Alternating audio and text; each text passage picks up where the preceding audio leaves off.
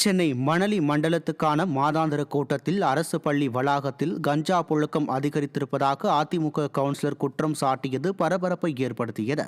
மணலி 15 முதல் 22 வார்டுகளில் உள்ள 7 கவுன்சிலர்கள் பங்கேற்ற மாதாந்திர கூட்டத்தில் அதிமுகவைச் சேர்ந்த 18 மற்றும் 21வது வார்டு கவுன்சிலர்கள் பங்கேற்றனர். அப்போது அரசு பள்ளி வளாகங்களில் கஞ்சா புழக்கத்தை கண்காணிக்க சிசிடிவி கேமரா வைக்க கோரி பல மாதங்களாகியும் மாநகராட்சி அதிகாரிகள் வைக்காமல் இருப்பது சந்தேகத்தை ஏற்படுத்துவதாக 21வது வார்டு அதிமுக கவுன்சிலர் முல்லை ராஜேஷ் சேகர் கேள்வி எழுப்பினார்.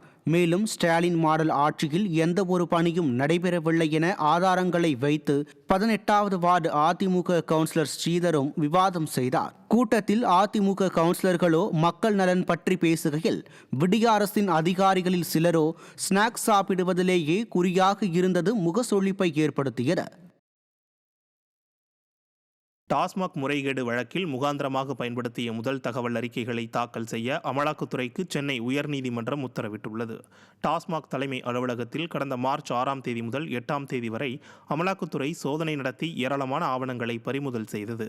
இந்த சோதனையின் மூலம் முதற்கட்டமாக 1000 கோடி ரூபாய் அளவிற்கு முறைகேடு வெளிச்சத்திற்கு வந்த நிலையில் அமலாக்கத்துறை சோதனை தொடர்பான வழக்கு செவ்வாயன்று மீண்டும் விசாரணைக்கு வந்தது.